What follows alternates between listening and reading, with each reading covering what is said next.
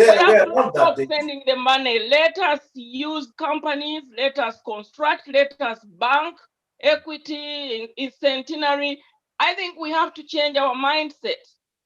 We are not helping. Daisy, someone might say that actually you, the people who are in the Nkubacheyos abroad, you are very mean because you send someone money, you say to build for you, to buy for you a plot of land. You don't put any additional money for them, which means you're actually tempting them. Imagine you're sending me money to go and buy you a plot and my children have been sent out of school and you didn't include any money. I'm using my time. I'm spending my time. So I'm actually doing a devil's advocate here. I'm being a devil's advocate. You're sending me that amount of money. Is it true that we don't send any additional? We have been sending, looking after them and their children. When you ask that one favor, why can't they do it for you? Why can't they really sacrifice? Thank you very much. Thank you very much, Daisy. Let's hear from somebody else. I've got Isma. Let's get from Abu Jamal. I think there's Abu Jamal there on the line. Abu Jamal, unmute yourself, please. Is ABJ there just next to Abdallah? Yes. Abu Jamal, what has been your experience of sending money? Has it been worth the while? Assalamu alaikum. Wa alaikum salam wa rahmatullah. Thanks for this out of the box topic. Alhamdulillah. It's a very good topic. It's a 50-50 for me. I think sometimes whatever you do, you have to do it from a point of knowledge. Sometimes when you just send money, you create a dependency syndrome, and you end up with problems that you may have to solve in the long run. Yes. But you have to categorize what you're sending back for, and know that if you're sending money, say for health reasons, for your immediate family, right, you need to know that and categorize it. But for things that are like dependence reasons, you also need to know when to stop and how you're going to get out of it, because otherwise you create, you open a door that it may be very difficult for you to close. And many times you make the recipient think that there is a source that is constant, and a source that doesn't dry out. So what's been your experience then? What's been your experience? Has it been a good experience? Did you get cheated? Did you buy some air? Because there are instances where we had cases like Daisy mentioned, where you get there and whatever was thought to belong to you doesn't belong to you. I've been done many times, and I think I've learned the hard way. And personally, I wouldn't advise anybody to send money without a plan, without conscience. Right. But it's a lifeline. It's a lifeline because we have to realize that we are here for a reason, and one of the reasons we're here. One of the reasons we are here for is to create a sustenance for not only ourselves, but for our families back home. Right. But we have to do that without creating a dependence. And I would say it has been a good experience for me. Right. If I had a second life, I would be a bit more careful about when sending money home. And I would be a bit more conscious. But overall, I would say it's been a very good thing and a good experience for me.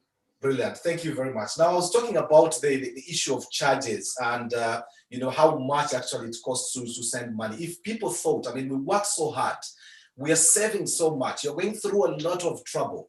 Think about, for example, when you go into a country, you enter the United States, you enter the United Kingdom, your papers haven't cleared. The thought from the village where you left and you boarded that plane, people immediately start thinking about you, sending money immediately, not going through, not knowing what you have to go through, first of all, to settle. There are people who will be paperless while they're waiting for their papers to clear. They have to find a way of surviving, and then the amount of money that you actually put together very quickly. But it costs at the moment now 7.9% to actually send money back home. In other words, and it was worse before. It was at 10.9. They pushed and shouted a little bit and it went to about 7.9. It was supposed to go to 5%, but it costs you 7.9% to just send money. And that's the example that I gave, that, for example, if you needed to send $200 for someone in the United States, you're actually having to do away with about $18.20 to be able to send 200. In other words, the 200 that you're sending is not the only 200 that you're sending. You are sending $218.20 for someone to receive 200. That's really a pain, and I wish there was a way around that people could actually find better ways. Of course, now governments have to be pushed to create a conducive environment, because the conditions that have been placed by governments were that for you to send money, the money has to go through banks. Then the banks, how many people actually have bank accounts? I was actually shocked to look at the figures of, according to the World Bank statistics, they were saying there are 2.5 billion people. Of the 7 billion people that actually inhabit the world, 2.5 billion people do not have access to bank accounts. Sometimes you don't need a bank account, but of course, now with countries like Uganda, countries like Kenya, with your mobile phone, you can actually start receiving money. So definitely the pressure is beginning to bear fruit, but it is still very expensive to transfer money to Africa in comparison to other countries. Now, let's, if we can just play that little bit on the COVID situation, because at this introduction, I said, for the people back home watching from Uganda, watching from South Africa, watching from Nigeria, from the Gambia, I know we all have you now. Imagine a situation, for example, that with the COVID situation now, the United Kingdom, the whole of England now is under lockdown, full lockdown. It means people who have been, especially in self-employment, might be unable to go out to work. The money that you're expecting might not be necessarily forthcoming. Let us watch this report that was done by Mohammed Ado with Al Jazeera, just looking at the impact of COVID-19 on the remittances back home. Osman Jailani, a refugee from Somalia, has been living in the Kenyan capital, Nairobi, for the past 17 years. With no access to employment, the father of 9 children has always depended on money sent by friends and relatives to feed his family and pay other expenses. He says he hasn't received any money for the past 3 months. We are refugees and a large family. We have some relatives and also classmates who are already in USA and Canada and UK. So they use it to send us something monthly, sometimes 3 months. His situation is similar for many other families whose breadwinners work in other parts of Africa. Julia Adiambo, a mother of 2, is visiting a money transfer office for the first time in 3 months. My husband is a trader in South Sudan and was forced to close his business. He hasn't been able to send us any money since March. We've been forced to live off our meager savings. Before the outbreak of the coronavirus, banking halls like this one will be full of customers eagerly waiting to collect funds sent by their relatives abroad. Now they're few and far between. Lockdown measures adopted in many countries have led to job losses for migrants and consequently a reduction in remittances. Funds sent home by migrants from sub-Saharan Africa grew tenfold, from 4.8 billion in 2000 to 48 billion in 2018. But the World Bank predicts a 23% fall this year in international remittances to Africa because of the COVID-19 pandemic. That will have implications for the economies of major recipient countries. Most of the middle-income countries depend on remittances. So if we can't have remittances being transferred to these countries, it's becoming increasingly challenging. And this will certainly impact the development. In countries such as Somalia, where there are no reliable banking services, airport closures and flight cancellations have made access to remittances even more difficult. Workers at this money transfer company, which operates in at least 40 countries in Africa, are calling on global financial institutions and governments to intervene and ensure the continued flow of remittances. Mohammed Ado, Al Jazeera, Nairobi, Kenya. Yes, that was a report done by Mohammed Ado from Al Jazeera. Just borrowed that, and therefore we have to flag it very clearly. It was an Al Jazeera report. But I think it sort of gives you an idea as to where, you know, how the impact of COVID-19, and for many people now, the wait might be longer. If you're back home and you've been thinking, why are we not hearing from our friend? It might be that they are stuck in their houses, probably not suffering from COVID, but the lockdown means stay at home. It might be for someone who is self-employed, it might actually have huge implications. Your messages are already coming on Zoom and on Facebook via the watch party. On Zoom, I can see Joy Kyakwita, who I hope to have on here shortly. He says, when my father passed away, I depended on my sisters in the UK to send me fees from O level all the way to university. And when I came to the UK, I did the same up to now. I send money to invest at home and to pay medical bills, family support. Even the houses that are built at home are occupied by family members. That has improved the quality of their lives back home, and we enjoy going for holidays. Hajara Nasreko says, thanks so much for sharing, Sister Daisy. That was for Sister Daisy. And Musa Ugemwa says, sente zewawereza. That was, I think, responding to the message from Daisy Yaruhanga, who opened actually the talking session for us. On Facebook, on the watch party, I think Ben says, oh my God, can you believe it is 7.9%? And wait for this, 7.9% is the international, that is coming from the rest of the world coming to Africa. But within Africa, it is even worse. Actually, the statistics put it at 11.3% is what it costs to send money from one country to another, and it gets worse and worse. For example, from you sending money from Uganda to Kenya, or someone in Kenya sending money to Uganda or to Rwanda, Burundi, it costs you 11.3% of the money that you send. It gets worse. From South Africa to, say, Mozambique, it goes all the way up to 20%.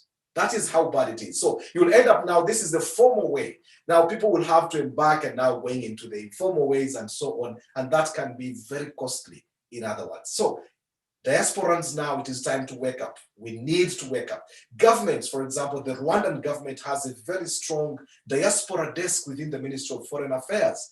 People there have managed to go there, speak to the government. They were allocated plots of land. They started constructing houses. That is the power of the diaspora. Within Uganda, you realize that probably if there was a strong effort by the diasporans to go to the government, definitely now, given the contribution that superseded coffee exports at one point, it actually means that this is a voice that has to be reckoned with. There's a diaspora desk within the Foreign Affairs Ministry. It is time to get it working. In Kenya, you can see diasporans that are actually very strong.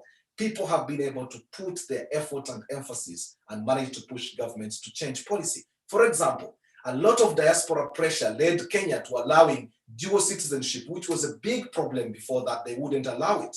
Countries like Tanzania have a lot of people in the diaspora who are sending money back home, but they do not allow, or they haven't allowed, dual citizenship. It might be the time now probably to discuss that. There are benefits that go with that might actually come in handy. It's time for the diasporans now. You see that countries that have had like dual citizenship, at the rate at which they've developed is actually much faster because it allows the person to integrate in both areas. We've got Salabed on the line. Let's get Salabed, please. Yusuf Salabed. Yusuf Minch, thank you very much for joining us. Let's talk now the experience of the money. We're talking about all the rates that go into sending money, which are very expensive. We will touch on your cargo, which I think is your best area. But let's start with the money, which you have done for a bit of time. Why is it so expensive to send money home? You are ripping us off, aren't you? Yes, I am. Good evening, everyone, ladies and gentlemen. Very nice to be here and share my experience. Yeah, at the moment, I must say, and I'm sure many people on your forum will know that we currently suspended. We're not sending money, but probably we might come back. We started sending money since 2002, and we've got quite a good experience in this field. The clientele, we've seen the clientele change of people who are sending money. Initially, we started off with people in car washes and people in warehouses. And the clientele over the years, the same people changed to nurses, to doctors, to bus drivers, train drivers. So with that, the amounts they send also changed. We've seen remittances, they help a lot. People send money from anything from £2, you'll be surprised, to tens, from £2 to tens of thousands of pounds. And this money, you know, because like whenever they are sending money, they have to specify the reasons why they're sending the money. You find that people send money for various reasons, all the way from food, for treatment, for school fees, for construction.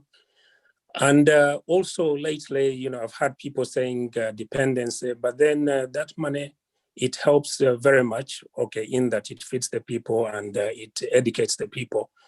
And many of those people who have been educated also in turn have been facilitated to travel to other countries as well.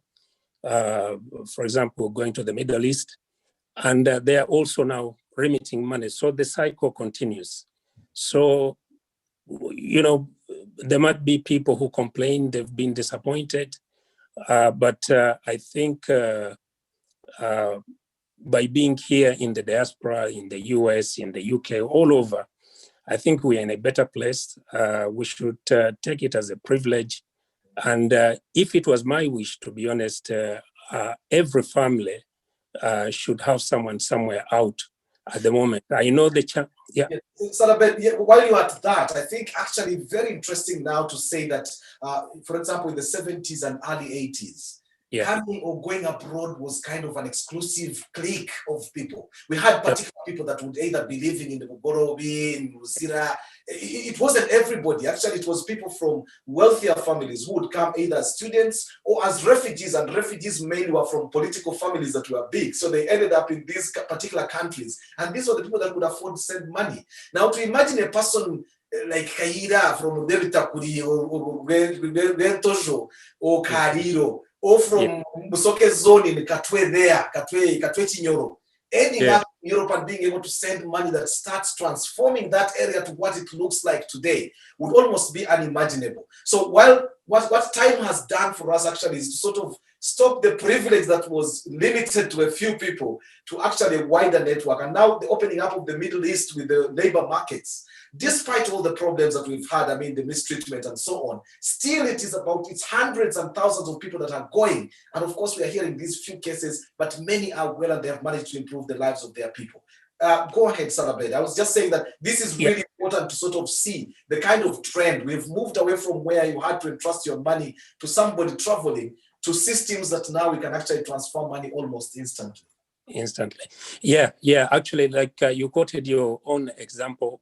I'm also from a similar background to that. I'm originally from Bugiri, you know, hardly ever gone to Kampala, and then somehow found myself in the Middle East, and then from there found myself here. Yeah, but then, okay, like you mentioned, the people who've gone to the Middle East, obviously we've had some sad stories, but then the majority of them are doing well and are contributing probably more than what they would have done if they were back home. Yeah, so, you know, I think we should, okay, of course, we have to give clear instructions and to be focused and to, you know, to plan as what we want to get out of the money. But then we cannot stop, and we should not stop, because I think for some families, it's a lifeline. It's very important that we continue. And then on the issue of the charges, obviously, sending money is not a free service, because what happens is just the setup, because you need to have people here and you need to have people on the other side, and they all have to be paid. And then obviously there is the involvement of the banks as well. They don't. 7.9% is still on the high. Is there no way it could come down? Why is it so high? Is it because it's few operators in there, or why is it so expensive? Actually, like you mentioned, some corridors, it's a lot more than others, like South Africa. Even some countries actually had restricted money remittance, and some of them have just lifted these restrictions not too long ago. So the operators in those corridors are few, and they enjoy that monopoly, so they charge as they please. And then also, definitely, because of the figures you quoted at the very beginning of this show, there is a lot of money involved in money remittance. So the governments, obviously, where the diasporians are also interested in, they've taken the taxes from income that these people have paid, but then still, because of the volumes, they still feel they should be able to get more out of it, which is very unfair because people in the diaspora have already paid taxes on this money. But then this one, it makes it seem as if it's another form of taxation, which is not. Thank you very much. I just want to flag to the listeners, to the viewers, wherever you are, on Facebook, on Zoom, and on YouTube, that in case you have any questions for Salah Bed, this is the opportunity we might just get to hear from him as an experienced person. Actually, you see that what they actually have to deal with. And while we're talking about pushing and pressurizing the governments back home, probably it starts with pressurizing the governments where we are, because we've already paid the taxes. To actually now go through another process of having to be taxed to send the money back home, I think it's sort of double taxation. And probably this is the time to go out to your MPs and start flagging some of these issues. Salah Bed, some comments are coming already in the chat room. People saying, thank you very much, Salah Bed, for the services. I will thank you personally because I know I've sent a lot of stuff, actually millions and millions worth of stuff that has gone through your store. The cargo side of things actually has been a better way. How did you dream about this? I mean, it's really been a lifeline for many of us who are in the diaspora, especially in the United Kingdom. It was baby stuff, baby steps, as I should say. Initially, when I started business in the UK, actually up to now, my main business is sending second-hand clothes and second-hand shoes. So while I was sending container loads of that stuff, I thought maybe I could use that chance and send stuff for people who wanted to send some items back to their relatives back home. So that is how it started. And, it grew over time. Now we send quite a lot of stuff. People in the diaspora send all manner of items. We send, obviously, initially when they are traveling themselves, they send goods, well, from your own experience, but they send things that they want to use when they are back home. But what then on top, is the biggest challenge that you have found with people sending stuff?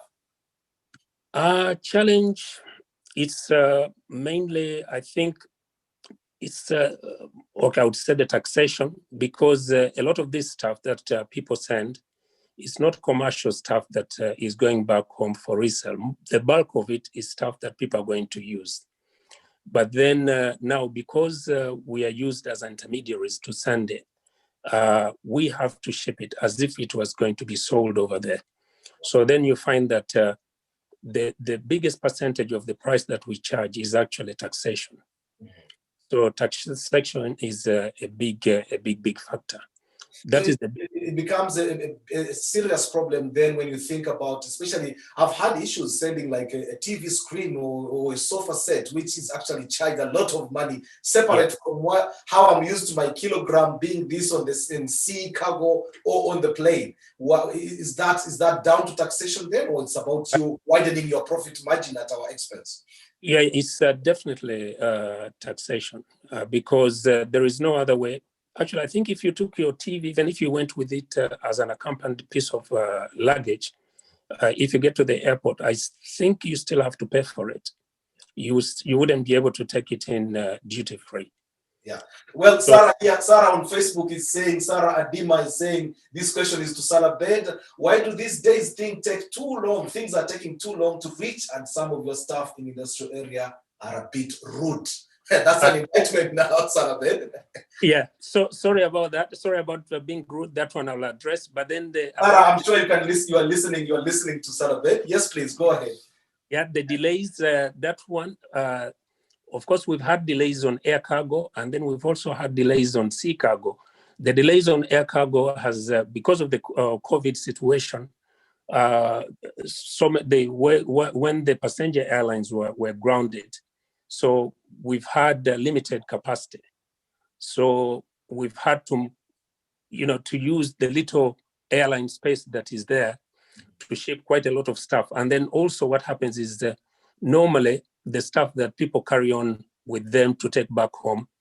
They're not able to do that. So instead of our volumes to go down, ironically, they went up because people were trying to send their relatives a lot of stuff. But then the number of airlines which are actually operating were way less. Available to so our service in that, we normally quote 7 to 10 days. But then now when customers call, even though a lot of the times the cargo will arrive within the 7 days, but then we quote up to about 21 days, making a lot. Solves the room for that, especially now, like with the third lockdown, the likelihood is now the impact will definitely be there. And now on the rudeness of staff in Kampala industrial area, that is to you straight from Sarah. Actually, if I get to know, if I could know, or if someone could inbox me the name or who was rude, I would definitely deal with that. With them. Right, we want names here on air. We'll just save that. I'll give inbox and we'll do that. TV is free through the airport depending on the price you bought. Well, that's someone that is making a suggestion there. Business deal, Salabed needs it. I can see a hand from Abu Musa there. I think it's a question for Salabed. Let's get that. Abu Musa, unmute yourself, please. Assalamu alaikum wa rahmatullahi wa barakatuh. Please keep it short and sweet so that we can have as many people in as you can. I'll be fast as I can. First of all, thanks very much, Mr. Salabed. I'm in Canada right now. I think you should do something to help us with the cargo here in Canada. In Sha Allah, we'll be waiting for you. And when it comes to the remittances, we need to draw a distinction. Right now, Sheikh Kayira, we must have a target that in the next 5 years, at least we should have a diaspora-based project management. People who can help us develop ourselves back home. There is no way you can put your vision, your sweat and tears in the people who have never traveled anywhere. You have the experiences, you've been here and there, but if a person has never traveled, draw a line, help them out as much as you can, but you cannot put your dreams in their hands because they have never been anywhere, they have no experiences, and they cannot feel the pain you're going through. Absolutely, so we have to have a focus. Agree. And these are the kind of experiences I think that Daisy introduced at the very beginning. And quite often, I mean, I've had experiences. Every time you go back, I fly to Uganda and I've gone to go to my farms and, get work on. Every time you're almost starting from scratch because you go there, you have a vision, but the person you're sharing the vision with does not necessarily understand what you're actually going through. And therefore, translating the vision of a person who is abroad and who has thought through a project, allowing it and entrusting it into the hands of someone who has probably not traveled and has not shared the experiences. Absolutely. We must have a target right now that in the next 5 years, we shouldn't be talking about a problem that has existed for over 40 years right now. We must find a solution to that. Otherwise, we are going to be wasting our time here abroad, sharing or putting our visions in the hands of people who have no focus like we do. I appreciate your time, Mr. Kayira. Barakallahu fikum, Abu Musa. We have someone on the line, and before I come to you, there's a message here for Sarah Bed from Edward Abura, who is asking, is it possible for Sarah Bed now to use barrels? Because he's saying, is there any reason why you don't use barrels to carry cargo at competitive rates like it happens in West African countries? Question for you, Sarah Bed, and we'll come to the person on the line. Yeah, again, that one goes back to taxation, because what happens is whether we put the stuff in barrels or whether we put it in boxes, we still have to declare what it is, and then we still have to pay taxes according to the item. Yeah, for example, if you're sending electronics or if you're sending used clothes, the rates of taxations are completely different. So we do use barrels, but it's only just as a means of packaging, but still, the pricing would be very much dependent on what the contents of the consignment. Thank you very much, Sarabed. Stay there, please, on the line. I think I have someone on the phone line, and the number, just in case you wanted to call us, it's +44 772 057 0307. You're on the line live on 75 W Radio and live on Zoom on Umma Connected and YouTube. You are live. Please go ahead. Your name, please, and your question or your point. Yeah, name's Dawood Lutaya. Hi, Dawood. Mostly known as Daniel Lutaya. Thank you so much for this great program. I'd like to thank Mr. Yusuf Salabedi for a great initiative of sending money to Africa. For me, I call those companies which have been sending money from day one when it was still called Kyakwita. like the biggest game changer for competing in the space, and even bring down the companies like Western Union to think more how to compete in that space. But the biggest company we should give credit to are the Mr. Yusuf Eramingi and also the families of the Ngaros. And now my point is on the couple is we see that during this COVID-19, we have been really challenged with logistics of goods from Africa to the UK and other parts of the world. Now, being Mr. Yusuf in the cargo business, why don't you advise the Minister of Transport, who is now launching the Uganda airline, to think of having a hybrid plane which is carrying less people but bringing more or taking more of the cargo and bring more of the cargo to the UK, because there's huge business to take out cargo to Africa, out to Uganda, and then bring more cargo from there to here. So having a hybrid plane will be much more, will make a better business sense than only having a huge plane taking only passengers. Well, I'm sure, Daniel, I'm sure there would someone from the government must be listening here. There are quite many actually on Facebook, and probably they could take note of that. I think many countries now are thinking about cargo as opposed to passengers, because now passenger numbers, while they might be growing, keeping down the rates of flights for people, actually it's a lot more business that is going in. One of the companies like Rwanda Air, for example, who are getting a free ad on 75W radio and on Umma connected on that, what they have done is invest again into cargo, and then deciding on the routes that they are getting. You get Beijing, you get Shanghai, you're actually getting the very core of business. You go to Dubai, cargo is really the secret. While we are trying to improve sides on Uganda, for example, to start exporting some of our produce, and now actually with Brexit, we might have a better opportunity to export to UK, because we had EU regulations that were making it very difficult, especially to export fresh produce from countries like Uganda. We are probably in a better position now to start negotiating to be able to export to these countries. But we need the cargo planes to be able to do that, especially because many of these are perishable commodities. Thank you very much, Dawood, for that particular message. Let's go again to someone on Zoom. Let's hear. I'd like to hear your stories, please. Sad stories or good stories. It can't just be sad. If you can just give me a list, I'll just pick at random. There is Little Tiger there, ex-Little Tiger. Ex-Little Tiger, I've seen. Ruba there. Yes, Ruba, please unmute yourself. What has been your experience of sending money home or actually doing stuff home? How has it helped the family back home? Unmute yourself, please. Ruba, your story, please. Hello?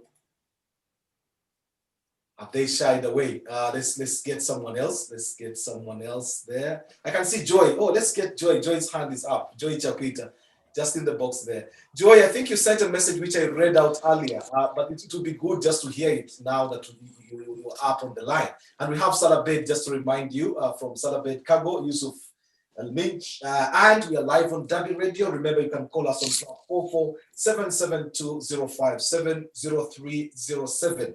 Sending money back home and even cargo back home. Joy, what has been your experience?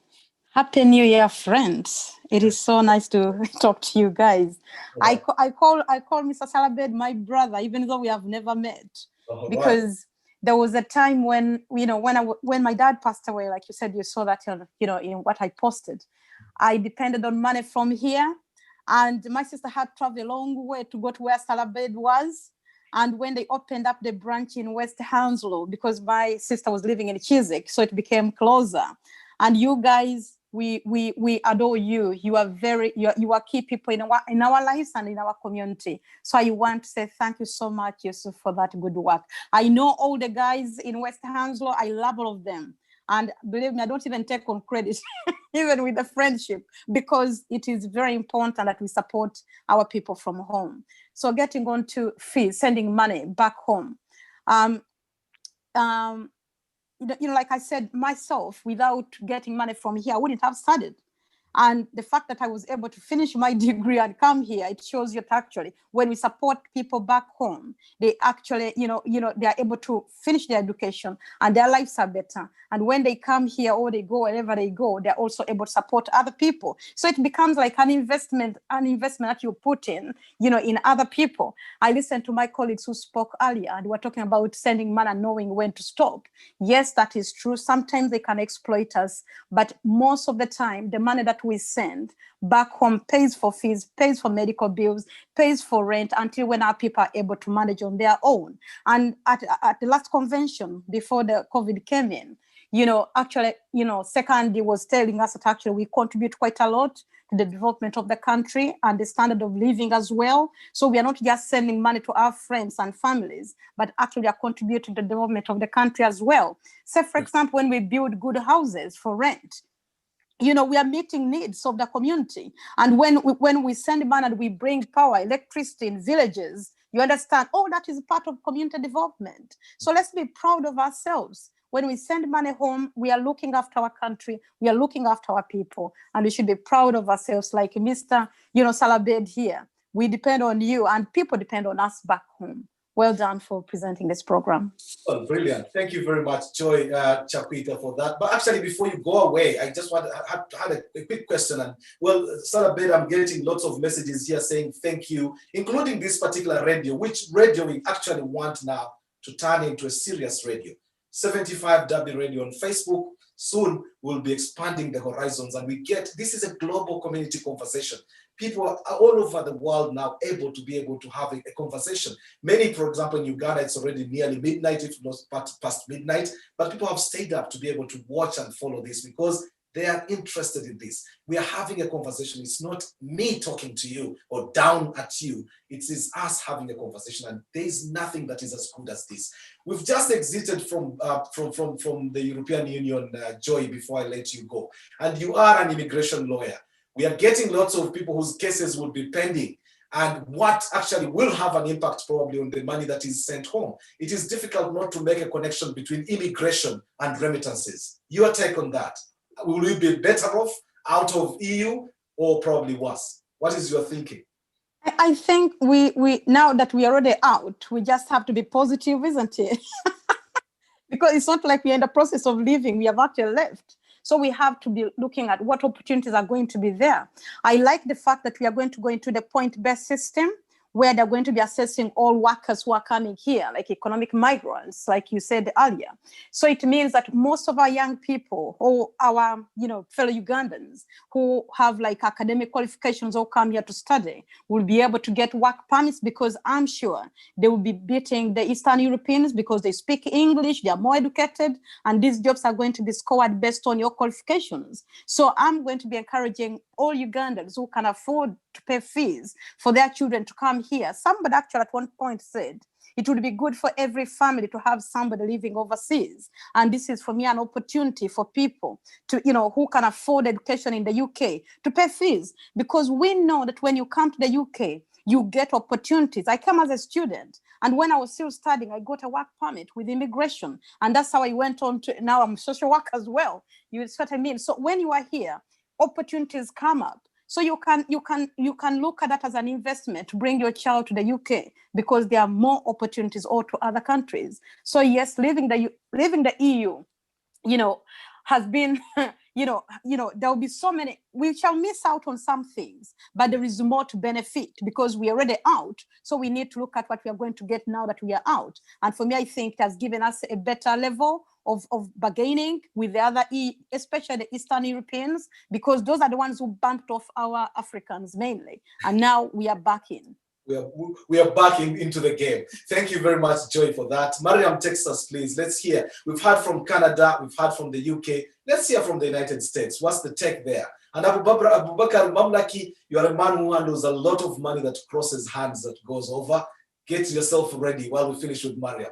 Mariam, please, your experience of sending money back home. And actually, we'll be crossing to some Ugandans. I've seen some Ugandans, people in Uganda, not Ugandans for per se, people in Uganda, to just hear their particular experience. That kind of anticipation when you are waiting for the Kanamba, Kanamba Timanaka, where is LUPLC, Until you get that number, you can't settle. It would be interesting just to hear from a person in Uganda on the receiving end. Mariam in Texas. Unmute yourself, please. Your story. Mariam? Could you please unmute yourself, Mariam? Oh, yeah. Hello, Mariam. Your story, please. You are live on 75W Radio and on Umma connected via Zoom and YouTube. Assalamu alaikum wa rahmatullahi wa barakatuh. Alaikum salam wa rahmatullahi wa barakatuh. What's been your experience with sending money back home? How has your money changed lives back home? Sorry, in the middle of work, just listening in. Yeah, I can't talk much. Can't actually talk much. Let's just get the chance now. Thank you very much. Can you not even say anything, actually, just a word before you disappear?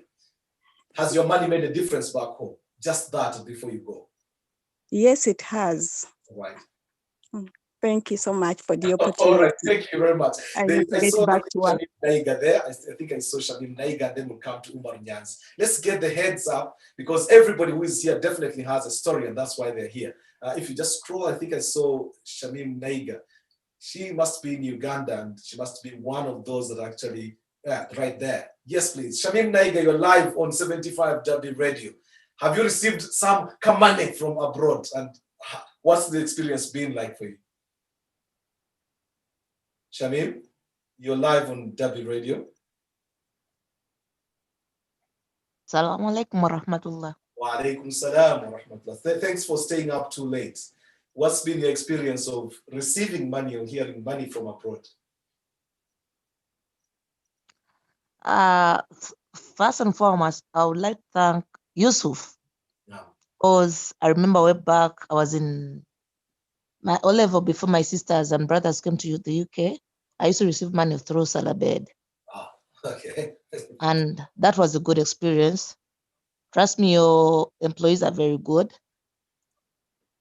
No one is rude there like they've been saying. that was a personal experience you're saying. Yeah. People are not the same. I mean, it might be just on a day when someone slept on the wrong side of the bed or woke up on the wrong side of the bed.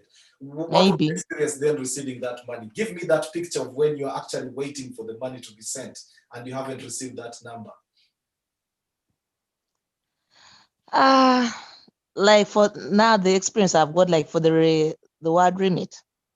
Yeah, well, with receiving money from abroad in general, as a person who is back in Uganda, it doesn't have to be world remit. But yeah, I'm saying, I had an experience with number. Mm-hmm. The stuff that was going on, they blocked my number. Yes. They had sent money on it. Mm-hmm. And like they're saying, I went to the Airtel staff members, I told them I've received money. But unfortunately, I can't get my money from from my mobile account. Then they had said that there's something wrong with your account. There's been money, could I say money laundering, something like that. All right. And so they had to block the line for the whole weekend. That was on Thursday till Monday morning. You can imagine not using that money. And how was life for you between that time of waiting? Very bad. Very bad. So I had even to call my sister back there and tell her, what's wrong with your phone? They're saying that your account is being locked. Why? Tell me. You know all those questions when you're waiting for money. Yes. Mm. So actually, it's very interesting to hear the person from the other side, because we struggle to get the money, but then for the person that is waiting, well, part of the complaint that probably we are most likely going to hear from people here in the diaspora is that you tend to send too many messages when you are looking for the money, but once you receive the money, then you don't even call back to say thank you. The messages disappear. Is that an experience you would agree to? What would you say to that? Someone even told me, I know she's on. Man, I sent money. What happened? Did she see a message? So you didn't even use the she's listening. Text but back. Then thank you. Check your account and tell me, please, if you got the money.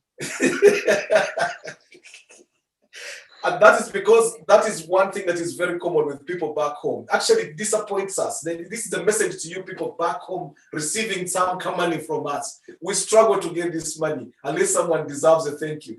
the many phone calls Kassim, so that you thank give you. when you are looking for But the depending, yes, it please. depends. Yeah. You know, you might send when I'm not online, Yeah. you know, because when you send, you have to go through WhatsApp.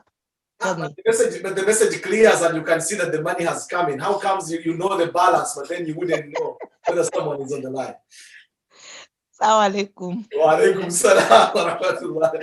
Mariam here says Salabed is very well trusted with everything, especially with cargo. I have been sending stuff in suitcases for a long time and nothing has actually disappeared. I think Daisy Faidantege says, Laida Kadu special salam.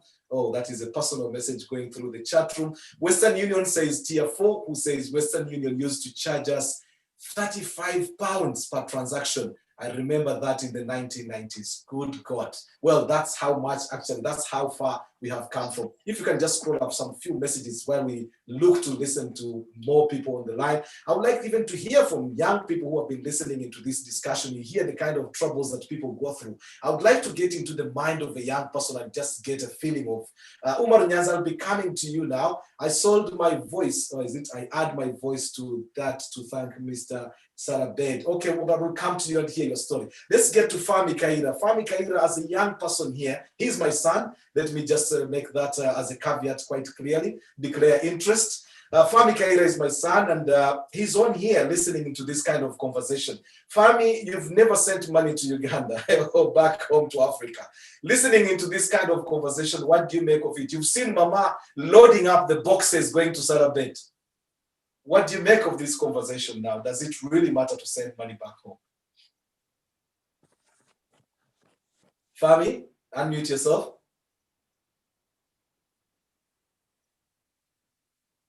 Is he not available? I can see the line is there. Fami, if you can hear, can you just unmute yourself, please? Would like to hear the voice of a young person listening in, just to hear what they make of this. Okay, let's go to Umar Nyanzi and get his experiences. He's one of those that actually, you know, it's quite amazing when sometimes you use companies and then you receive a text message that tells you you have sent 250 million in a year. You get surprised by that, how you ended up sending that amount of money. They send you a thank you note, and that can actually be quite comforting. Umar Nyanzi, while you get ready, let's get to Said Katende. I think he's in Virginia. Said Katende, your experience, please. Sending money back home. What difference have you made back home? Assalamu alaikum wa rahmatullahi wa barakatuh. Wa alaikum salam wa rahmatullah. This is Said Katende from Richmond, Virginia. First of all, my experience was before I came to the US.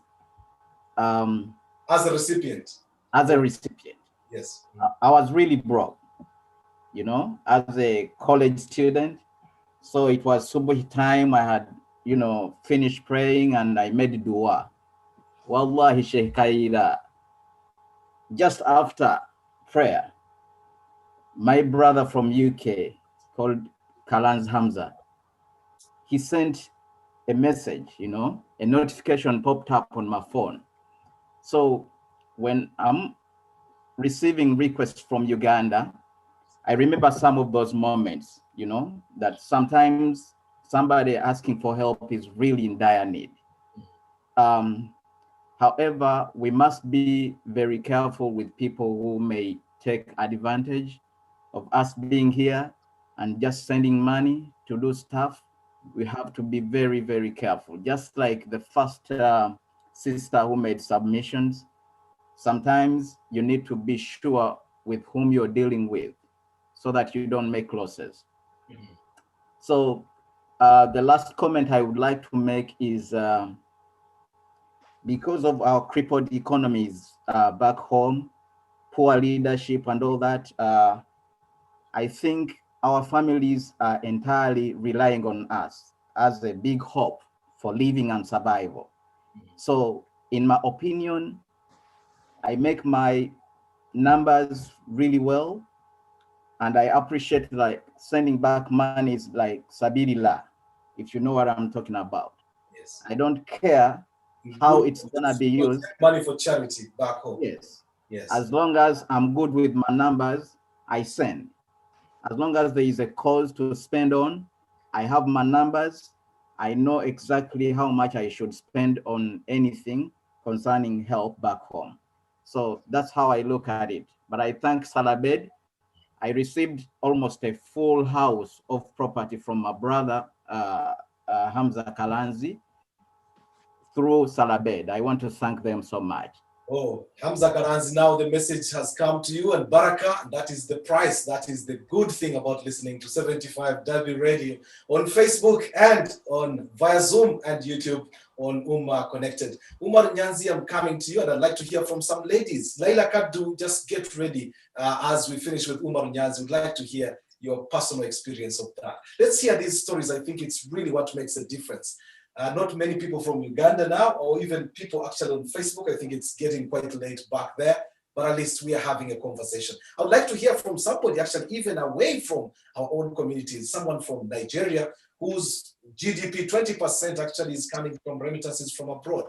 Umar Nyanzi, you are live on 75 W Radio. Your personal experience of receiving Kamani. Did you receive any Kamani from abroad before you came to the UK? Yes, indeed. Assalamu alaikum wa rahmatullahi wa barakatuh. Wa alaikum salam. First of all, I thank Allah for the opportunity to be live on Dabi Radio. I thank you, the presenter, who I happen to know. You're my big brother. And thank you, Salabed, for the enormous work. I have been in the chat room, and I've put my message up there, thanking you because I have a very, very good experience with sending money as well as cargo to Uganda. I have actually collected cargo from Bristol to the head office for quite some time. It's actually for about 2 years. So it was a very, very good experience. A lot of people, you changed a lot of people's lives in the way that you were sending stuff, that there were a lot of people, when they're winding up, they tend to buy proper furniture and big stuff from the UK. Obviously, we know UK's quality. People like that. So a lot of stuff has been sent to Uganda, helping people to settle there comfortably. My own experience, I think a lot has been really said, but the classic one is when you send money and you don't hear anything. I mean, before you actually send money, everyone is on the message like, okay, are you fine? Are you okay? And then once the money is received and all that dies out, you just have to call to confirm whether they've got the money or not. So that is a classic one. You have to allow someone to enjoy the money, because once they receive, they're already going to Cafe Javas to open up and start, celebrating the reception of the money. It's just ironical that just before you send the money, you get all the sorts of messages. And then once the money is received, only a few. I mean, I can give an exception of, the old generation and stuff like that, where, you need to call and confirm. That's fine. They need to check. But for the new, for the young generation, a lot of people, they know when they've received the money, the message pops up and they know they've got it. So it's just a case of saying thank you or whatever. Anyway, that's a classic one. But I would like to take you a little bit back. I mean, 2000. I mean, you asked me the question: have I ever received money before I came down here? And that's true. Yes, I received some money from my big brother Kassim Kayira while I was still in Uganda. That was an experience because it was not the usual thing. And I think when I shortly I came here as well. And I realized the only means at that time to send money was to go to Barclays Bank and you write down a receipt and they would give you the small little slip on the side. And I remember one time when I sat down and I collected, it must have been around 200 slips of varied amounts. I mean, it was just too much. I mean, you could just send for fun. I keep telling my friends back home in Uganda that there was a time when I could send money to a friend of a friend that I've never met, but just because they're together, let them have 100K, Ugandan money. That was the time, because we had Salabed, we had a quick service. I mean, today, obviously, a lot of people use Waze and they use and other means. But the Salabed, the original thing is still there. You can actually go to Hanslow with cash and you pay, they put in the bank or whatever, and then the money gets to your person in Uganda. The experience has been really, really beneficial to me as a person who is in the UK and to the extended family back in Uganda. A lot of people are going through projects now where they say every week we'll be sending £10 towards, I don't know, borehole or something like that, a really good cause. But because there is easiness to send the money, and the money is not so much felt here, and compared to how much impact it makes back home. If you send someone £10, that is that's some families' weekly grocery and everything inclusive. So it is not so much felt if you send in small increments. And I think that's how many people have managed to send and do a lot of things. So I have varied experience, but that's fine. I'm only saying thank you and bye to you simply because, well, you're staying on the line, but I'm just waving you bye because I have several hands still up and we just need to hear from the people. Lots of conversations actually going on. It's gone slightly quiet on Facebook where we are doing the live show, and even in the chat room, suddenly I think people are quiet. I think they have accepted that. I can see Mami Namfuka, I'll come to you, but hold that thought, please don't go away. Let's just watch this little video which might get us thinking. The video, well, let's have Mamini while we get that video ready. Just about the experiences that people, the nasty experiences that people have had to put up with. Unmute yourself, please. Mamini Namfuka, I can see you there. Unmute yourself, please. What's been your experience of sending money back home?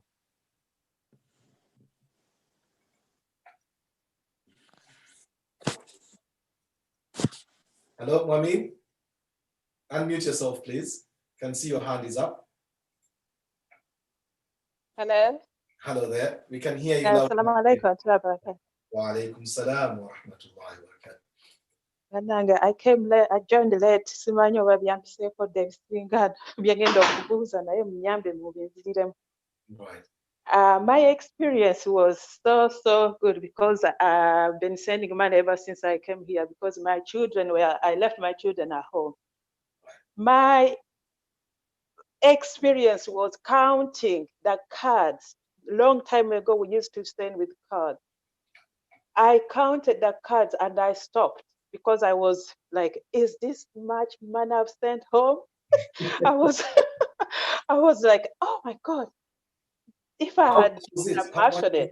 How much was it? It's a lot of money. I stopped counting because it was too much. Right. Yes. And then now when we use Wave, it saves our account, like what you said. Yes. I also looked at it. And I said, maybe I would have a storage flat in Uganda from the money I've been sending to Uganda. It's a lot of it. Right. People, if you look at it and you see the money we've sent, my God. Sometimes you don't realize because you just... Yes, you don't realize. You send £5 and you don't think about it, £10 and before, but when you add up the total, actually it's a lot of money that has gone in. But actually, with all the experiences that people are talking about, I would like to hear someone who say, I've got a relative who built my flat and they did it well. It can't just be all negative, really. People have I'm hoping that actually... Kayira, it's not negative. Me, I've got a building, a sturdy house from the money I've been sending through all those companies. But what I would, sometimes I receive money from Uganda, but I used to get it from Southall. I don't know whether this question goes to Mr. Salabed. Salabed is still on the line. Yes, he's listening. Yeah. Do you have that service? People sending money from Uganda? No, actually, our service, money transfer service, is suspended at the moment, but hopefully come back shortly. And so, people are asking even about the cargo, Mr. Salabed. Since you are still answering that, probably could take this as well. From the US, they're asking, are you doing any cargo? I remember there was an effort in the US. Is it not happening with the cargo especially? Sending the US to Uganda. Yeah, we are planning to go back to the US. When we opened up, we didn't do it the right way. And we had a few issues, which we thought if we are to go back, we have to do it the right way. So hopefully, let's see what happens. This pandemic hasn't helped, but as soon as if we are able to ride through this, we'll see what happens on the other end. And then also, while I still have the chance, Danny mentioned Uganda Airlines. Actually, that is a really big blessing for us. we hope to be able to alleviate the problems that we've got. I know I had during the press conference when they were launching it, they said that the capacity is around about, I think, 21 tons, which is not much, but we've been in touch with Uganda Airlines and, telling them the potential that there is. Obviously, I'm sure they're aware because they can see, but probably in time, even without without having a hybrid of passenger and cargo, they may probably need to have a cargo plane in due course. Right. Okay. But Mwamini's question was about sending money. You're saying that is, you don't have a date. You don't have a date yet ready for us to. No, actually, the issue we've got is that we haven't got a safeguarding account, and try to work on that. So as soon as we are able to resolve that problem, then we'll be back into the market. All right, brilliant. Thank you very much, Mwamini. I think your question is answered. Let's watch this little video which ran out on Bukedde TV in Uganda, just about the nasty experiences. I wish we could have the good stories as well at some point. But this is one of those experiences that many of you have had to endure. Shamimu Ndagire Nansubuga ow'ebunnamwaya mu Nfuufu Zone yafunye obutakkaanya ne muganda we Rachel Namutebi babirye ng'ono alumiriza nti azenga aweereza muganda wono ssente amuzimbira amayumba n'okumugulira ettaka kyokka bwe yatuuse okumukubira essimu amutegeeze nti akomawo kuno alabirire ebintu bye zonna n'aziggyako. Yalinga nkubira buli kiseera amazimu nga ngamba wano waliwo ennyumba eri ku ssente bwe ziti weereza ssente tugule, ne muweereza ssente angulira ebizimbe biri 6 nga byabapangisa n'ekibanja kya eka 3 ekiri ekiryokya. Kigambibwa nti Nansubuga bwe yagula ebintu yabisanga mu mannya ge mu kifo ky'okubissa mu mannya ga Namutebi. Ono ku lukomo lw'essimu alumiriza nti muganda w'ono oluvannyuma lw'okumussa ku nninga yamuweereza endagaano kwe yagulira ettaka wabula nga teziriiko mikono gy'abasentebe ba byalo. Kubanga ebizimbe byali bigulwa yaŋŋambanga nti buli chairman w'oku kyalo batudde bana nga buli muntu ayagala emitwalo 5 okusobola okutuula ng'okusayininga ku ndagaano.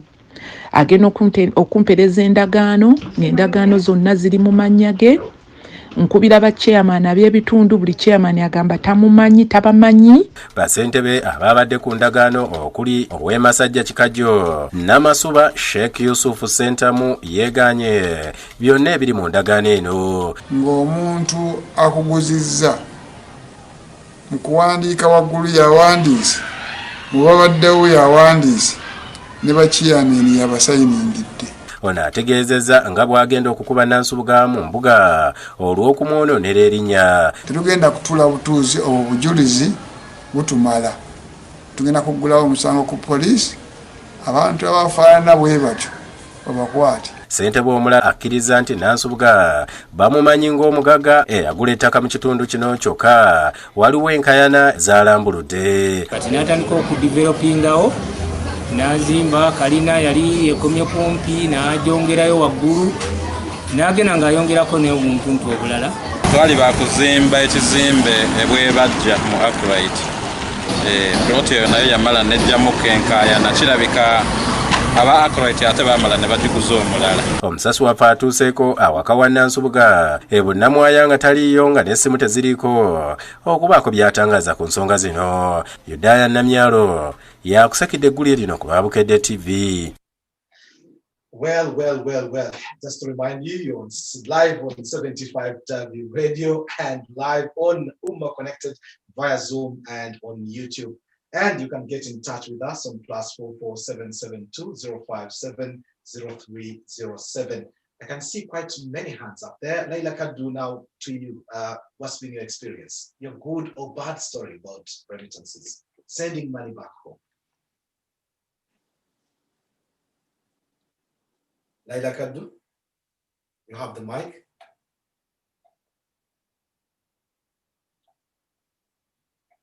Tugendewa Anisha Madina. Anisha Madina, you're live on W Radio. Unmute yourself, please.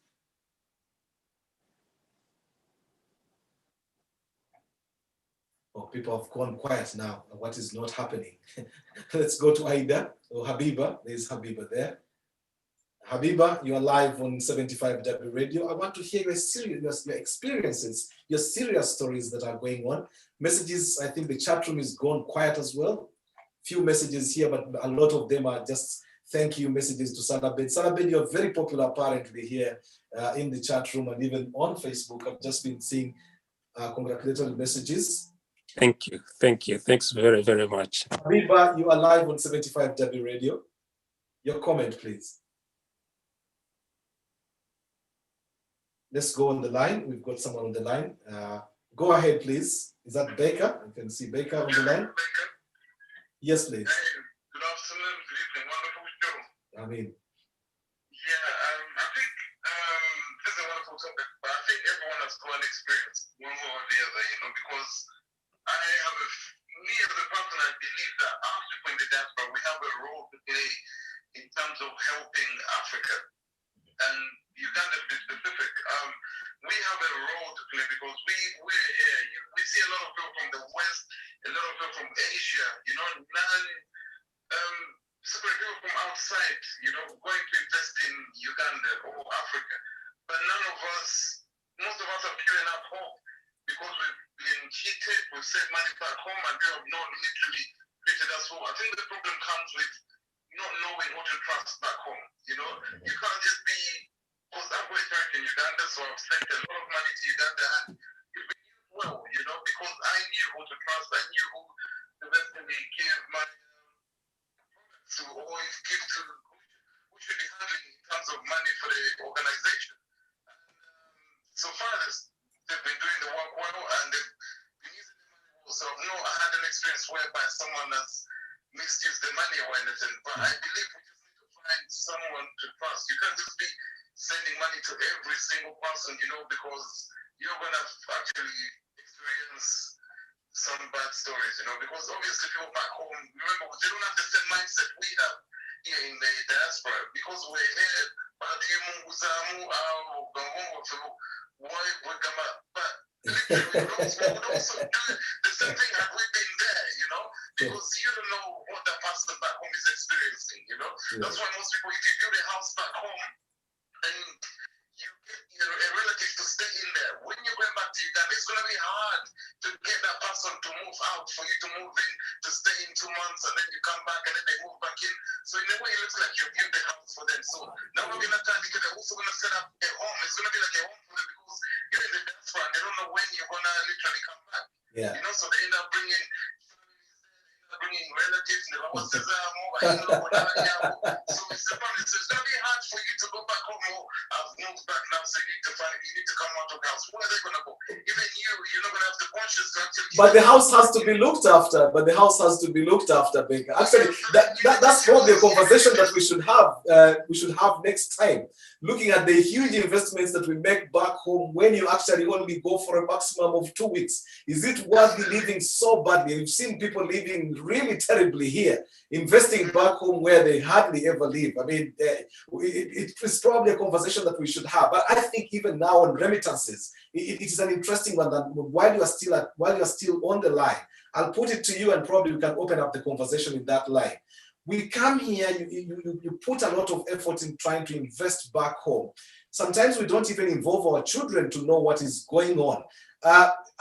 Or they see us really suffering here, but then sending all the money back home, money that you hardly even ever enjoy.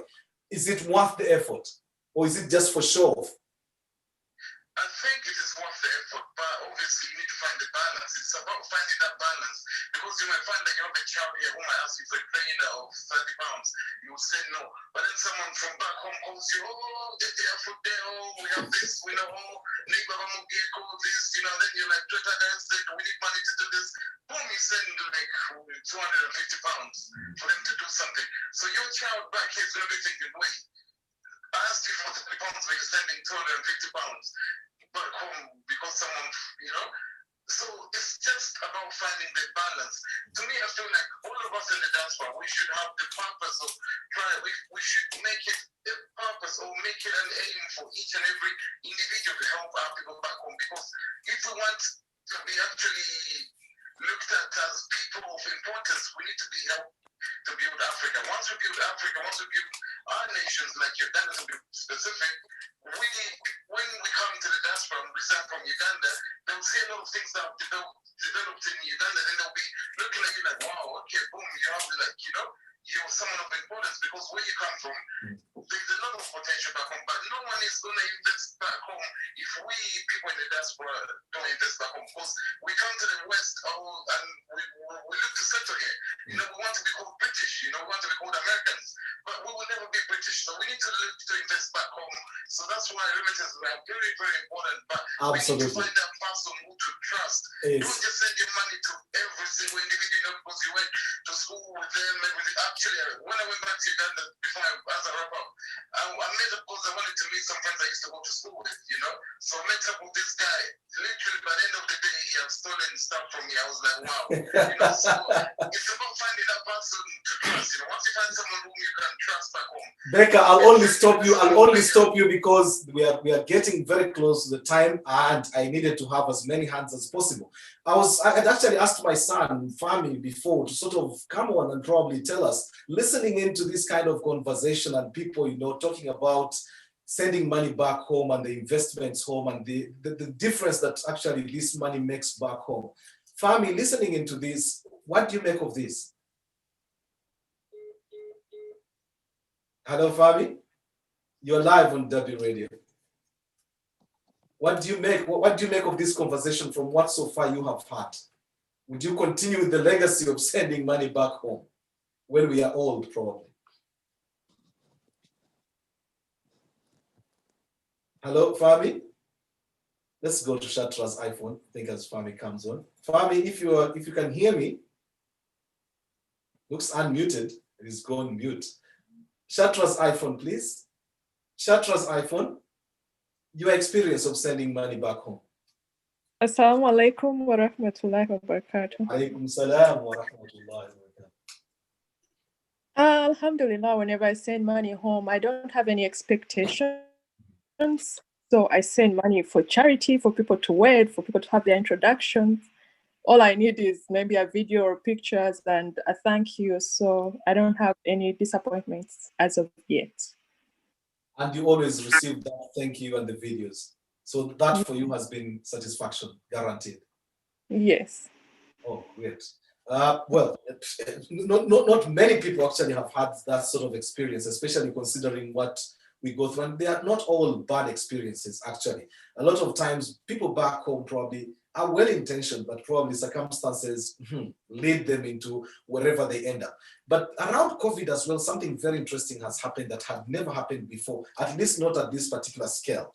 The thing that has happened is the issue of doing charity work. If you see the number of projects that have been pulled off during this COVID situation, especially using platforms like Zoom, and seeing how much has actually come out of that, you actually appreciate like what a community can actually do. Ustad Zaid, if you're still there, if you're on, please, I'd just like you to probably just go through very simply what you have been able to pull off during this COVID situation with people using those remittances to see some of the kind of the projects that have actually been done, fruitfully back home. You can. Thank you, KK. Thank you, KK. Do you hear me? Yes, we can hear you loud and clear. KK, since June, since we started operating, Umma Connected has managed to send we've managed to complete projects worth 125 million. 125 million Uganda shillings. Yes, that's about 25,000 pounds. Wow. Yeah, that's in a space of 6 months. 6 months, people contributing charity. Just charity work. Gone back home. Yes, charity. What exactly did that do? Where did that go to? What sort of projects are we talking about?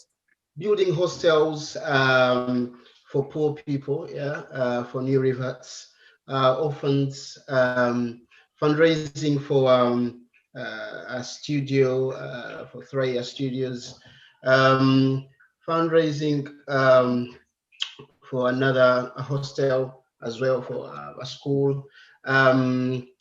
We secured a land that was donated to us, 20 acres, from a very generous gentleman had Seville. We secured that.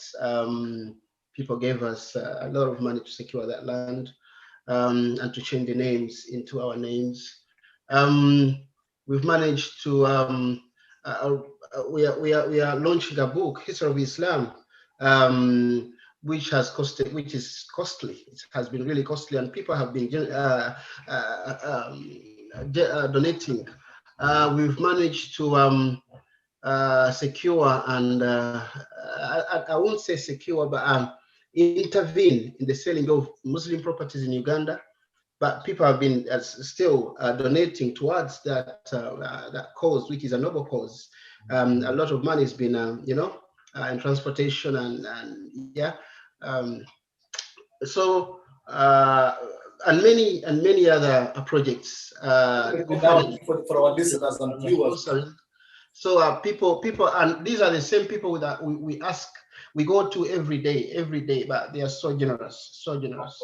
Absolutely. Thank you very much, Ustad Zaid. I think, Fami, you are having problems with your mic. Hopefully you will be back. In the meantime, I'm reading a message. It's a question to Salah Bed, if you're still there, Mr. Yusuf. It says, Salaam alaikum. It is from Muzamil JJ. It says, if I order some goods, some cargo from China meant to go to Uganda via Salah Bed, is that a possibility? Salah Bed, you're there. Is that a possibility? Have you connected China at all in any way? Probably buying off Alibaba and trying to get Salah Bed to get involved in getting it to Uganda. Is that a possibility? Long as it's delivered to us here in the UK, we can then forward it on to Uganda. But we haven't got an outlet in China at the moment.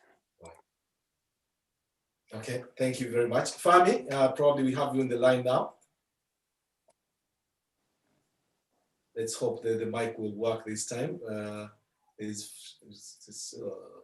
Lots of here, Fami.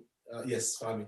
Fami, my question to you was about listening to all these experiences from the people, different people, changing lives back home. What do you take? What's your takeaway from this? So can you hear me now? Yes? Yes, we can hear you loud and clear. Okay. Hello, everyone. I hope everyone's having a nice day today. Well, my experience personally is a few years ago, I never really kind of cared so much about Africa. You know, you come here and you have your good life here and you only think about building everything here. But it was after my dad, Kassim, had taken us over to Africa and kind of showed us kind of his idea of building Africa and giving back to the community, how he wanted to build all these projects and give back. And we never really understood. It was only after me and my dad had sat down and we had just talked about obviously his experience back in Africa and kind of the less we always knew about people in Africa, they have less opportunities. But when our dad tells us, put some money here to give back, we always think, no, because you don't see the benefits straight away. But it was only until I kind of sat down by myself and had to think of how I could do it in my own way. Because in a way, when you tell your kids to send money and it can feel like such a burden to them. But when I thought about it in a way, because I'm starting my own agency and it's offering packages for businesses, that is their marketing, how to do their digital marketing and how to promote themselves online. And I really think Africa is so far behind, but we would be able to catch up so quickly if we catch them at this moment in time. There's so many businesses right now and countries even that have not gone ahead with this digital age. They have the technology, they have everything, but digital age as in now everything is online. Everything is, people are purchasing online, people will see your advertisements online. And if we can get Africa at the forefront and teach people how to do the marketing, you can work remotely from anywhere. So when I had this idea in mind, I thought I could be teaching people back in Africa, media, photography, videography, marketing, all these simple skills that all you need is a laptop and an internet connection. And you can be doing work from anywhere, for someone in Sweden, someone in Norway. It was only until this moment that I realized I could be giving back to Africa by just investing in the small few equipments that I could use and just teaching them. And then in the end, this would be beneficial to everyone. You've seen budgets getting sent across, someone is getting married, blah, blah, list is going there. Do you feel that now you have a responsibility probably to contribute to that after listening to the people's experiences helping people back home? Yeah, definitely. I feel like there was so many stories that I never had thought about. I had never seen, like, thought about the situations that people have been in and kind of how they end up there and how they're living at currently. So I feel like definitely I feel more not obliged, but more educated, let's say. I feel more educated. Thank you very much. Shamim Barunywa. Now we'll just take very quick bits and pieces. Thank you very much. That's from a young man listening in. I'm sure this program now you can see the kind of impact that somehow you start making people, because it's now the older generation that you are here struggling and sending money. Kids cannot get it, you know, why we are doing it. But then somehow you start listening to these kinds of discussions, and suddenly it opens up all the opportunities. Like we say, it's not just the money, it's about those goods and services. Cargo through Sarabed and others, and then you're looking immediately how to make it practical on the ground, like the way Fami is saying. Thank you very much, Fami. Shamim Barunywa on the line. Your take, please. Just quickly, so that we can have a few more people in here as we wrap up the program for today. And thank you very much for tuning in. Live on 75W Radio and live on YouTube and Zoom via Umma Connected. Shamim Barunywa, you have the mic. Shamim Barunywa, Ali Bukenya, needed to have as many ladies as well because I've had quite a number of men. Let's have Aida. Aida is on the line. Aida, please, your take. Aida, you have the mic. Your experience. Hello? I can see Ziran. Let's go to Ziran. Aida is shy away, probably she's at work, listening in. Ziran, unmute yourself, please.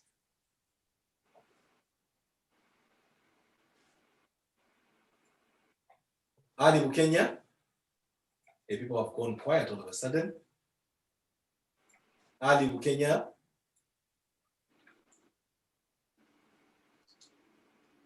Oh dear, what's happened? You die. Everybody's gone quiet. Are you tired of sending the money? We're just about to wrap up, and I just needed to just hear your takeaway from this, your experiences, and you know how much difference do you think you have made back home sending in your money? Anisha, did we try Anisha before? Anisha Madina. Everybody's gone quiet. Unmute yourself, please. Anisha.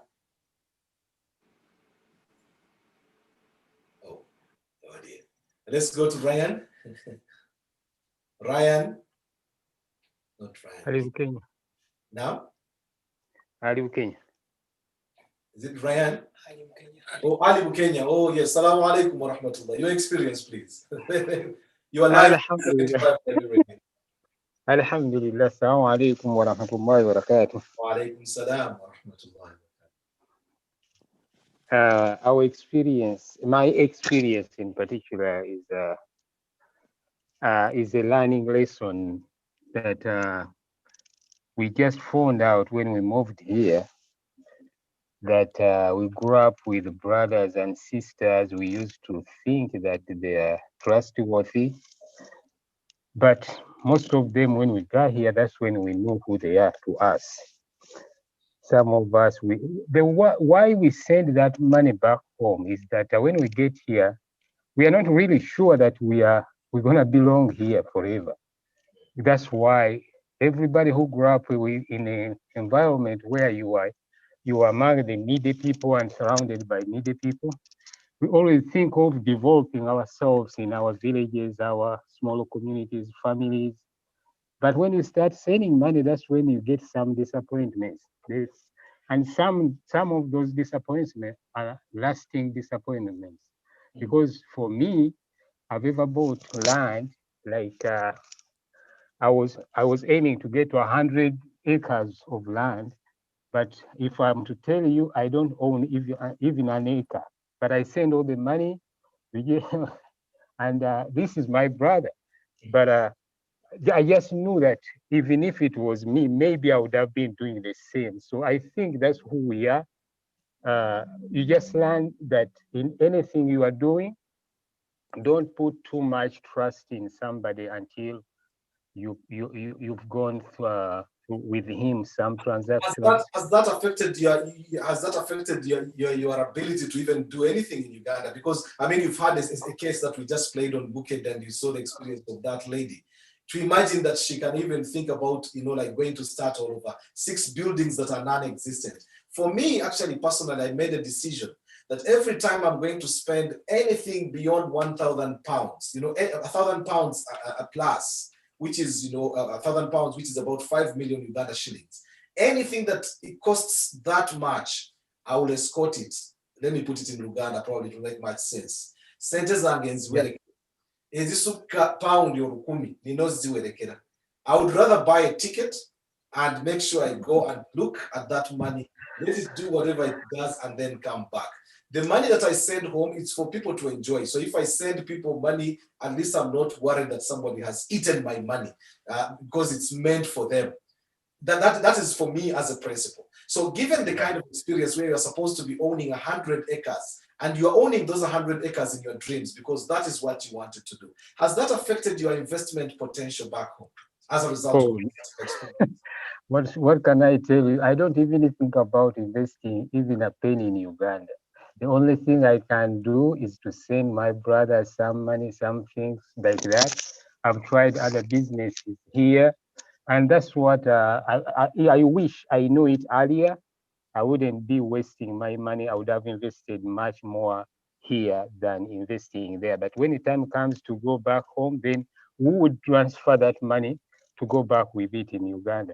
And to remind you, not everybody can follow up their money back home. So many people are stuck here in that they don't have even papers to fly back home. And that's why they just send money. By the time you realize that there's nothing being done, like for example, we have a brother who was sending money to build a house, and he ended up knowing that the bag of cement is not 50,000 at that time. I don't know how much it is now, but by the time he realized that it's not 50,000, the cement had been on 20,000. But ever since he started building, he has been buying a bag of 50,000. Which never happened. Oh my God. Well, that happens a lot. And actually now we need to just be streetwise. I'm wrapping up, and therefore I'm just getting in very quick calls. We have someone who has called us on +44 77205700307 at W Radio and live on Umma, connected on YouTube and Zoom. Yes, you're on the line. Please go ahead. Your name, please, and your comment. Thank you so much, Kayira. Dawood, we had finished with you. I wanted to give somebody else an opportunity. Is there something that is burning? Yeah, it's me, because I want to wrap up with this also conversation today by saying that we will never ever give up to send money at home, because whatever we do on this planet is depending on trust. Giving Kago to Mr. Yusuf Sharabed and send his home is about trust. Doing any business we are doing on this planet with any other person, whether in China or in Canada, is depending on trust. So for us, we have to create that trust with our family members in Africa at home, so that we trust them to do whatever they're going to do. How do we build that trust? How do we build that trust? Probably that should help. Building the trust, depending on the way how you handle your family members. Even how running a business, it's everything runs on trust. So we believe that our family members, the way how you treat them, the way how you work with them, you have to show them the reality, how you get this fund which you send to them.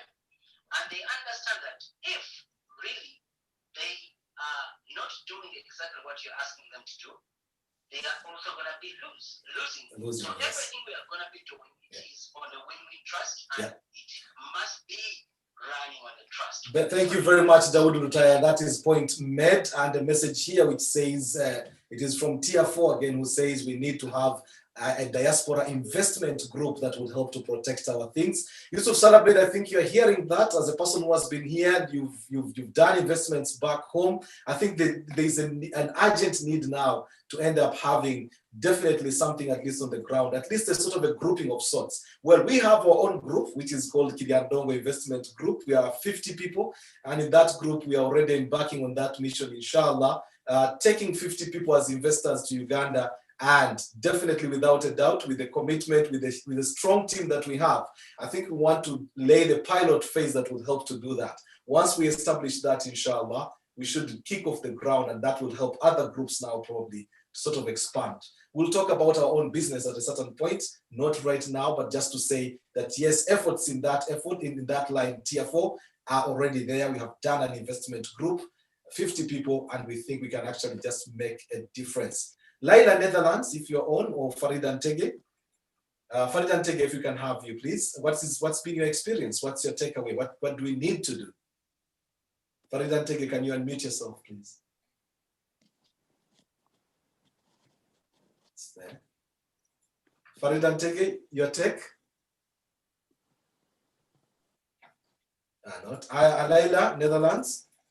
We're just wrapping up now in the 5 minutes. And Salabed, thank you very much for staying on this long. And well, many of them have been praises. I think you've got your vote of confidence now from the people. Imam kusema mpraba kuliao experience yo yakasente Kassim. Seminti tebabuza wetano. Assalamu alaikum wa rahmatullahi wa barakatuh. Wa alaikum salam wa rahmatullahi wa barakatuh. Is that Farida Antege? Not Imam Sereko, definitely that. It's Farida Antege. Yes, please. I had typed my message. My experience is that, like other speakers have said, you know, when you look back home where you're coming from, all you're thinking about is developing your people and improving their lives. So in my experience, all I've done since I came to the UK, every penny that I get, whoever approaches me, I just keep sending. And I never ever keep savings for myself. And it's something that never stops. It's a cycle that goes on and on and on. So it's now that I've realized, you know what, this will never end. So I have to cut down on the amount that I send. And I also assess for what purpose I'm contributing towards, whether if it's just for luxury, I will either say I don't have, or I'll cut down on the amount that I want to send, right. Or I only contribute to things that are of importance, really relevant. Thank you very much. That's my experience. Thank you very, very much. Musa Rugemwa coming to you, and we are 7 minutes to the top of the hour when we end this particular program on 75 W Radio. You can give us a call just before we wrap up on +447720570307, or just send us a message either on Facebook, where we are still running our watch party, suddenly gone dead, but again on Zoom live and on YouTube via Umma Connected. Yes, please, Musa Rugemwa, you have the mic. Assalamu alaikum wa rahmatullahi wa barakatuh. Alaikum salam, but then we'll come to Hajara Nansireko as we wrap up. Thank you so much, Ustaz Zaid. Thank you so much, Sheikh Kassim, Kayira, and Brother Sarabed. My one is just a compliment. It's just a compliment, just to compliment and thank Brother Sarabed for the services he provides he gives back to the Muslim community in the UK. We greatly appreciate. And some of us, since we don't send cargo that often, the only way we could give back to Salabed was using this Money Swift platform for sending our money. Unfortunately, it's a bit down at the moment, but we assure you that, In Sha Allah, when your services resume, we will support you as much as we can, In Sha Allah. Just wanted to thank you for the services you provide to the Muslim Ummah. Thank you. May Allah bless you. Jazakallah khairah. Hajara Nansireko to you, just because of time, as we're wrapping up. Assalamu alaikum wa rahmatullahi wa barakatuh. Wa alaikum salam wa rahmatullahi. Thanks always for our program. I do have a small experience with remittances. I'm a product of that money. I finished my education back home with my sister's money from the US. So when I came to the US, in my mind, I was like, when I make money, I have to help my family like my sister did. So that's what I do. But basically to avoid disappointments, especially with people close to me, when you come looking for 500,000, I'm not going to give it to you. I'm going to give you half until you start from there. If you come to borrow money from me, you want 1 million, I'm going to give you 300 free. I'm not going to borrow somebody close to me because I'm avoiding this of failing to pay me back and then injuring my relationship. Okay. And then Mr. Kayira wanted to share this. I don't know whether anybody else has experienced it. Yep. My sister used to send money through MoneyGram, a lot of money, because basically she was the breadwinner at home. At one time, she was abruptly stopped from sending money. When she went to MoneyGram offices in the US, they told her the problem was back home. And when we went deep into it, like trying to know why, I think it was a target on Muslims. As long as your name appears and you've been sending a lot of money, I think there was fear that this money being sent home is used maybe to fund those political rebellious activities. Mm-hmm. So since then, she has never been put back on roll, so she can't use MoneyGram, but good enough, Wave is cheaper. Right. So basically that's the experience, but the money we send back home is really helpful. We have sick people. I know some people have been disappointed, but please don't put your trust 100%, even if it's your parent, because you're going to injure your relationship with your parent. And that's my experience. And a very good note, actually, I think, to wrap up as we finish our day. Thank you very much for keeping it with me. It's Come Let's Talk with Kassim Kayira. Every Tuesday, In Sha Allah, we'll be looking for different topics that will excite and bring you to your attention just to discuss, because it is a moment for us to actually have a discussion. It's not about me talking down at you. It's about you, actually, us having a discussion. Those figures, just as a wrap up, just to remind you, we are sending nearly 32 billion, actually make that double that at 64 billion US dollars coming to Africa as remittances. 20% of that is just, all of that goes to Nigeria. That is actually because they have the largest diaspora, which means we can start improving our own diaspora. And we get governments now to start getting involved in laws that would allow, at least to make it very easier, much more easier. Companies like Salabed were already talking about Swift money transfer, talking about the difficulties they are facing at this particular moment in time, simply because of those other aspects that are in place. So probably it's about time to go to your MP, to go to your local authorities, but also governments back home, to ensure that the position of a diaspora, a large diaspora as it is, starts making a difference to people. It's about going to those diaspora desks in the Ministry of Foreign Affairs and speaking with one voice as a diaspora. Hopefully, inshallah, change will come out of this particular situation. Thank you very much for keeping it 75W Radio and Umma connected via Zoom and on YouTube Live. Thank you very much for keeping me company. Let's do it again next week. Thank you very much, Salabed, for your time being on here and answering those questions very beautifully. And thank you to all of you who have stayed on for nearly 2 hours now for us to have this discussion. Next week, inshallah, we'll be calling you again. Please don't falter. We will be here again. Bi-idhnillahi azza wa jal. Thank you very much and have a good night. Assalamu alaikum wa rahmatullah. Waliso kusimu yo Money Swift Limited company yesigika atenge kuwe mirembe ku mulembe guno gwa Dalkam weetaaga kampuni etambuza ensimbi nga yeesigika era ng'etuukana n'omulembe. Salabedi ekuleetedde Money Swift Limited ekuwa emiwendo egy'okukyusa ensimbi egya waggulu. Kati funa app yaffe ku ssimu yo leero weeyagalire ku Money Swift Limited eyeesigika ate ng'ekuwa emirembe okuweereza oba okufuna ensimbi mu lutimya lwa liiso ku ssimu yo. Money Swift Limited.